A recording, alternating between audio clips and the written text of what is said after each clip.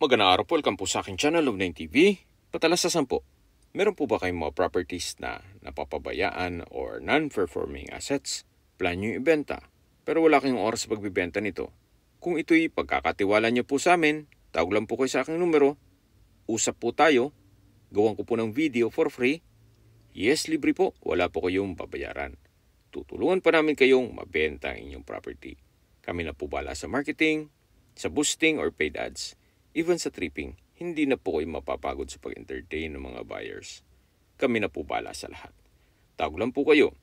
Nandito po tayo ngayon sa Tagaytay kung saan meron po tayong bagong video presentation. Isang residential property na may lot area na 558 square meters.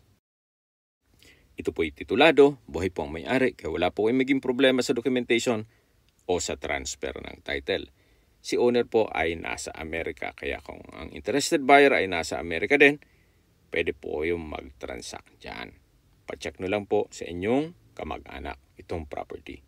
Ito po ay along Barangay Road at meron pong mga fruit-bearing trees sa loob nito. Meron pong mga puno ng saging, langka at malaking puno ng mangga. Nakabakod na rin po buong property. Yan po matatanaw nyo dito sa harapan, dito sa gilid, at sa likod po nito.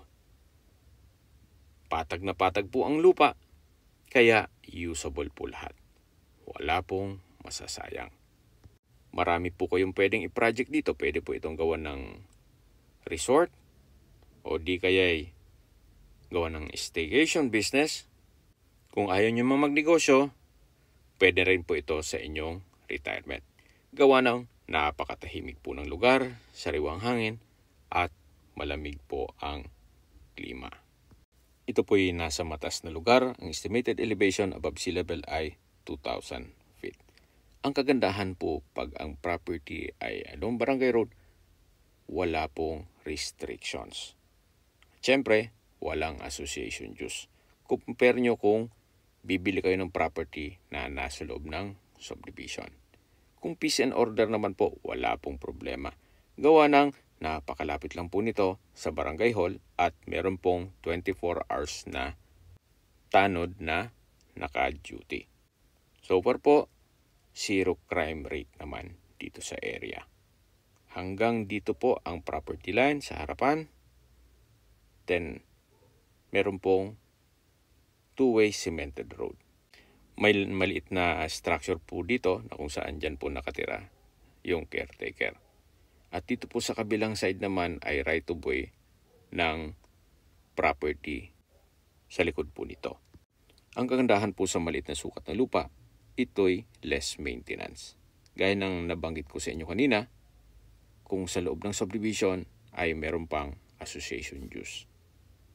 Pero ito po, wala ng association dues at wala pang restrictions. At kahit ano pa po ang ipatayo nyo dyan. 2 palapag, 3 palapag, nasa inyo po kung anong pwedeng i-project nyo dito. Ito po yung frontage nitong property, mga 15 meters more or less. At dito po sa kabilang side naman ay subdivision. Habang naglilibot po tayo at pinagmamasdan nyo po itong buong property, pag-usapan natin ang distance, location at travel time. Mula po sa main road o Tagaytay-Nasugbu Highway, ang distance is 2.4 kilometers at ang travel time is 6 minutes. Mula naman po sa Twin Lakes, ang distance is 7.6 kilometers at ang travel time is 14 minutes. Maisingit ko lang po, ang property line po ay mula dito sa kanto hanggang dun sa maliit na structure o caretaker's house. Balik tayo sa distance, location at travel time. Mula sa Mendez Crossing, ang distance is 3.4 kilometers at ang travel time is 9 minutes. Mula naman po sa Calax Silang Interchange, ang distance is 23.5 kilometers at ang travel time is 44 minutes. Ang Calax po ay isang project ng ating gobyerno na kung saan shortcut po ito mula sa Luzon Expressway papunta dito sa Silang at Tagaytay. Hindi na po kayo dadaan sa old road, yung Tagaytay-Santa Rosa Road na kung saan napaka-traffic. Diyan po mapapabilis na ang inyong biyahe. Mula naman po sa Tagaytay Rotonda, ang distance is 9.7 kilometers at ang travel time is 17 minutes. Kompleto na po doon gaya ng malls, hotels, restaurants, banks, schools, church at hospital.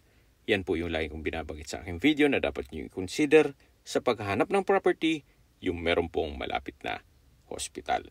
Hindi ko naman po sinasabing sakitin kayo. Yan naman po ay for emergency purpose lang naman.